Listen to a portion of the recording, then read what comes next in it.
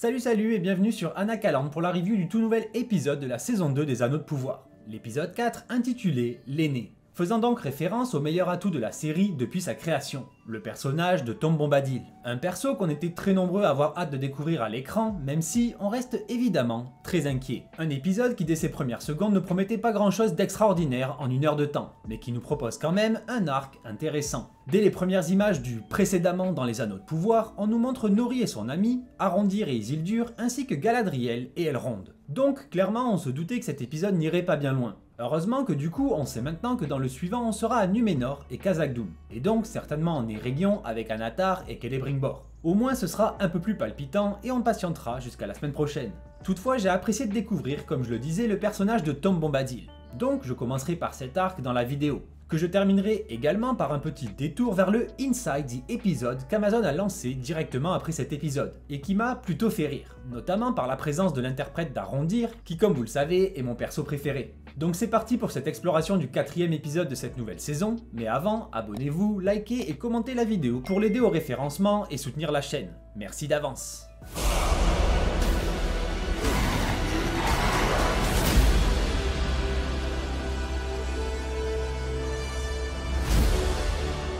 On commence donc avec notre grand ami l'étranger, Listar qui recherche ses 2 petites amies éparpillées dans le désert par sa tornade. Très vite, ses recherches le guident vers une petite enclave au milieu de ce désert dans lequel la nature persiste et prospère. Ce qui semblerait étrange dans un territoire si aride, mais tout s'explique avec l'arrivée du grand, de l'unique Tom Bombadil, qui en plus marque le retour d'Emmanuel Curtil au doublage d'un rôle majeur. Ça faisait déjà quelques années que je ne le voyais ou l'entendais plus que sur des rôles trop secondaires pour lui, genre la banane à outils de Vice Versa 2. Donc là, ça fait plutôt plaisir.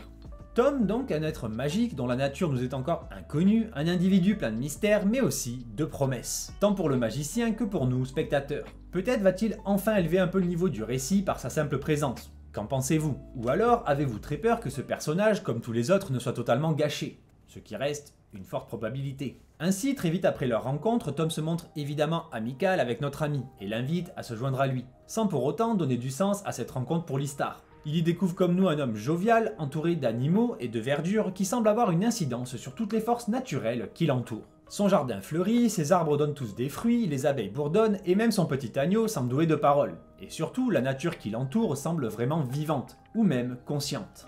Le magicien, à la recherche d'un bon bâton et se trouvant pile sous les étoiles qu'il cherche depuis le début, semble se dire que c'est pour ça qu'il est là, pour trouver un bâton magique. Donc il va carrément tenter de casser une branche à un vieil olivier, mais celui-ci ne va pas se laisser faire. Ce qui est décidément une thématique dans cet épisode, avec les Ents que l'on découvre en parallèle de cet arc narratif. Et alors c'est Tom qui va demander gentiment à l'arbre de libérer son prisonnier. Ainsi, le magicien comprend qu'il n'a clairement pas affaire à n'importe qui. Et quand il se présente, nous spectateurs ne pouvons retenir un léger frisson. Et ça, pour le coup, c'est presque sûr, notamment pour les fans de Tolkien. Mais bon, à part nous teaser avec ses mystères et la promesse de voir de la vraie magie dans la série, pour le moment on reste un peu sur notre faim. Mais en même temps, il vient tout juste d'arriver. Pour le moment, il parle surtout de l'autre Istar, qu'il a rencontré et probablement entraîné il y a bien longtemps, et qui serait devenu le mage ténébreux, car oui, ténébreux c'est encore plus dark que noir, donc pourquoi pas en faire des caisses, histoire qu'on comprenne bien que c'est un méchant. Et ce mage noir aurait donc succombé aux sirènes du pouvoir, jusqu'à devenir le maître de ces contrées, celui qu'on avait déjà vu à la tête des sorcières ou prêtresses étranges et des guerriers masqués, dont on a enfin le nom, les Godrim me semble-t-il, et on apprendra même un peu plus tard que ces individus portent un masque pour une bonne raison, ou une mauvaise raison, mais pas seulement afin de faire une référence à Star Wars. Peut-être une histoire de malédiction du mage ténébreux ou un truc du genre. Et tout ceci, cette rencontre entre Tom et l'étranger, aura enfin pour but de lui révéler que son destin est de combattre le mal, mais pas seulement celui de Listar qui sert Sauron, mais aussi et surtout de Sauron lui-même. Avec notamment une phrase de Tom qui dit que toutes les choses appartiennent à elles-mêmes. Ce qui est une opposition totale à la volonté de Sauron qui veut assujettir toute la Terre du Milieu. Ainsi, on se rapproche malheureusement de plus en plus de la révélation de Listar en tant que Gandalf, vu que c'est plus ou moins l'ennemi ultime de Sauron. Et là, pour le coup, ça fait chier. J'espérais vraiment tout sauf ça le concernant. Ça serait céder au plus vil et au plus facile des fanservices que d'en faire Gandalf, alors que d'autres mages plus mystérieux seraient plus indiqués, les mages bleus par exemple. Pourquoi pas au final nous proposer un arc dans lequel il extirperait le mal de ce mage sombre pour le ramener du bon côté et tous deux deviendraient les mages bleus, ou alors faire venir plus tard un autre mage, pourquoi pas une femme pour changer, même ça je suis prêt à l'accepter, et tous deux élimineraient cet individu ténébreux et ses sbires, amputant simplement Sauron de ses futurs serviteurs. Mais bon, après tout je me dis que l'espoir est encore permis tant qu'on n'a pas le fin mot de l'histoire à la fin de la saison, même si à force de vouloir garder espoir je risque de pleurer, de dépit et d'amertume s'il est bien Gandalf. Et sinon, de leur côté, les deux semi-femmes, décidément j'ai toujours autant de mal avec ce nom, ont survécu à leur envol avec la tornade et se réveillent en plein désert. On ne sait pas trop comment elles ont survécu à un tel crash, mais pourquoi pas. Les semi-humains sont apparemment plus solides qu'imaginés. Et Poppy, elle, au moins est tombée dans un buisson, qui aura amorti sa chute. Puis bien sûr, cette tornade les a envoyés très loin, mais à l'endroit où le destin les attendait. Car, sitôt après avoir repris conscience, elles croisent toutes les deux le chemin d'un autre semi-homme, qui lui n'est pas un pied velu, apparemment, mais un forteau.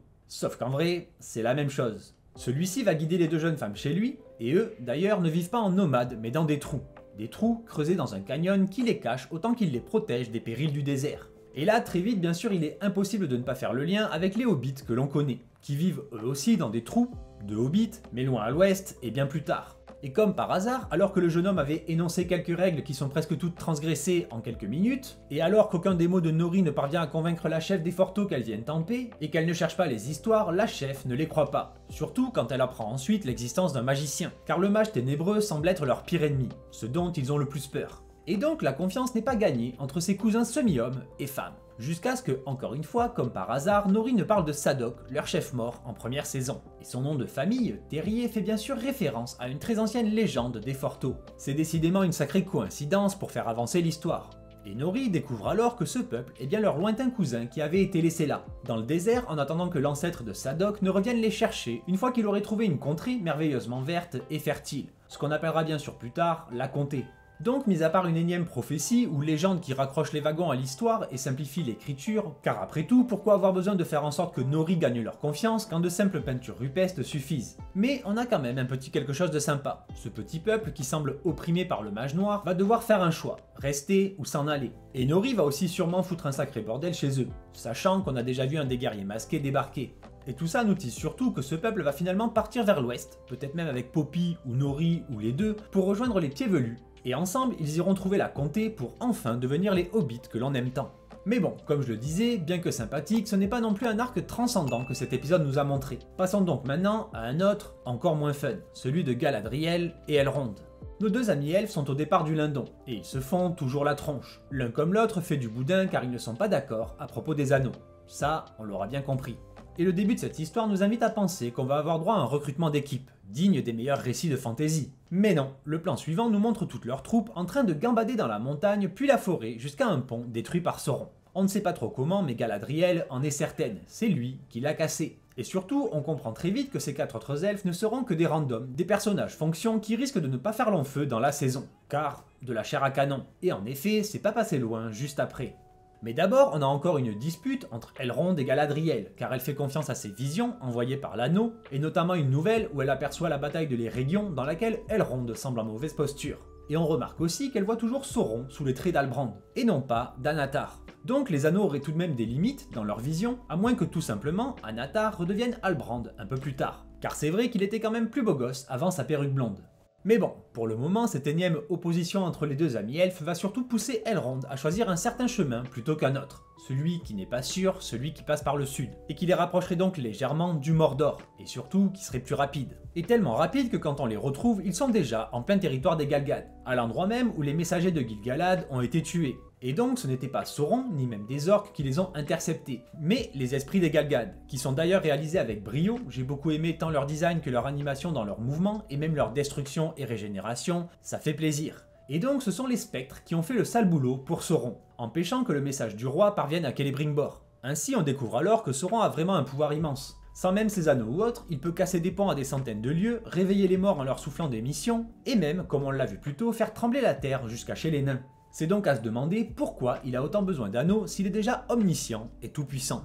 Puis, alors que finalement les elfes ont trouvé une combine pour éliminer des morts censés être invincibles, en déterrant une vieille épée, celle qui les avait tués de leur vivant, encore une rêve foireuse à la trilogie des anneaux, Et donc, après ça, ils tombent par hasard sur l'armée des orques d'Adar, qui se dirige en Eregion. Et le moins qu'on puisse dire, c'est qu'ils n'ont pas perdu de temps, ils ont avancé très vite. Même si c'est plutôt les elfes qui ont vraiment perdu leur temps en palabres, pour changer, plutôt que de se dépêcher d'aller voir Celebrimbor. Et ici, je vais me faire l'avocat du diable car je dirais quand même que ça a presque du sens. Les elfes immortels n'ont pas la même notion du temps que les autres, et donc tout prend vraiment beaucoup de temps avec eux. Sauf bien sûr quand il s'agit de créer des anneaux au pouvoir inconnu, là on se dépêche. Et ça fait aussi un lien avec les hommes de Numénor à la longévité accrue qui avaient pris 3 épisodes à se décider dans la saison 1. Même si en vrai, on sait tous que c'est une technique de remplissage pour que la série tienne en 8 épisodes. Mais bon, tant pis, maintenant on sait, on doit juste faire avec, en quelque sorte. Et donc, pour finir avec Galadriel et Elrond, leurs chemins vont encore se séparer alors qu'elle va se sacrifier et se faire capturer par Adar. Non sans une nouvelle séquence de badassitude de l'extrême, et ce juste après qu'on ait découvert un nouveau pouvoir très concret à son anneau Nenya. En effet, alors qu'un des random elfes se prend une flèche perdue, car oui, elle n'était même pas pour lui, et qu'il manque d'en mourir, Galadriel, sans même le vouloir, et grâce à son anneau, le soigne totalement. La flèche sort carrément d'elle-même de la blessure, sans faire mal à l'elfe, et la plaie se referme comme ça, en quelques secondes. Je comprends bien que dans une adaptation, il faut que les choses soient visuelles, j'en ai déjà parlé dans une vidéo précédente sur la série, mais là tout est un peu trop rapide et magiquement magique pour le Seigneur des Anneaux, on n'est pas non plus dans du Harry Potter. A noter également qu'avant sa capture, Galadriel a confié son anneau à Elrond. Et malgré ce, Elrond, toujours en bon rageux, corrige un de ses camarades lorsqu'il remercie Galadriel de son sacrifice pour eux, en disant que non, elle s'en fout d'eux et qu'elle a fait ça pour son anneau. Décidément, Elrond, qui était un des rares personnages sympas de la première saison, entre sa finesse d'esprit et sa bienveillance, devient ici vraiment relou, et également un peu mesquin. C'est dommage.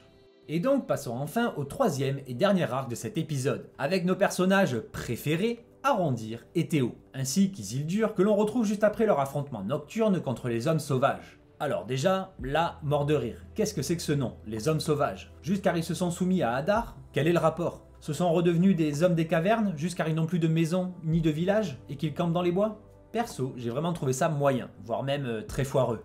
Et donc, après leur affrontement, Théo a été capturé par des créatures mystérieuses, qui sont en fait juste des ents, des arbres vivants qui parlent. Et tout le monde se lance à la recherche de Théo, et quand je dis tout le monde, c'est vraiment tout le monde. À croire que ce gamin a vraiment une grande valeur pour tous les hommes de Pelargir. Est-ce que c'est juste car il est le fils de leur héroïne qui a donné sa vie pour eux, ou est-ce à cause du scénario? Allez savoir. Même si à la toute fin, Arondir ose quand même l'appeler le seigneur de Pelargir. Là aussi sans raison apparente, à part peut-être pour coller à l'histoire des Nazgûl.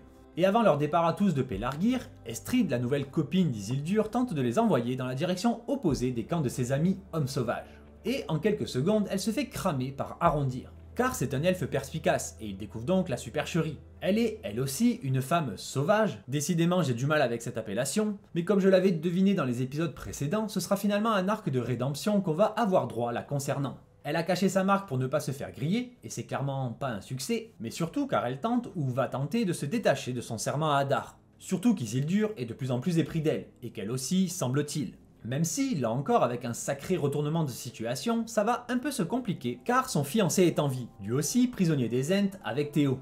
Mais heureusement, avant ça, on a eu une petite scène assez sympa, avec les sables mouvants et le verre qui lui aussi était plutôt stylé. J'ai beaucoup aimé son design. Et au milieu de toute cette boue, les personnages d'Isildur et même d'Arondir font de l'humour. Ils se dérident un peu et deviennent presque marrants. Le plus étonnant vient bien sûr de l'elfe constipé qui était en deuil la veille, dans l'épisode 3, mais qui maintenant semble aller beaucoup mieux et fait des blagues. Comme quoi tous les elfes immortels ne sont pas lents à évoluer. Lui, son deuil l'aura rendu triste à peine 2 jours. Ce qui, dans le fond, est déjà beaucoup pour un perso comme Bronwyn. Mais bref, le plus drôle concernant notre très cher Arondir aura surtout été leur interview et le genre de making-of diffusé juste après l'épisode, dans lequel Ismael Cruz Cordova était aux côtés de son nouveau partenaire de jeu, Max Baldry, qui incarne Isildur. Et déjà, on se rend compte que l'acteur d'Arondir est lui-même très peu expressif. Même quand il rit ou fait des vannes, il parle avec les dents serrées et n'est pas très communicatif dans ses émotions.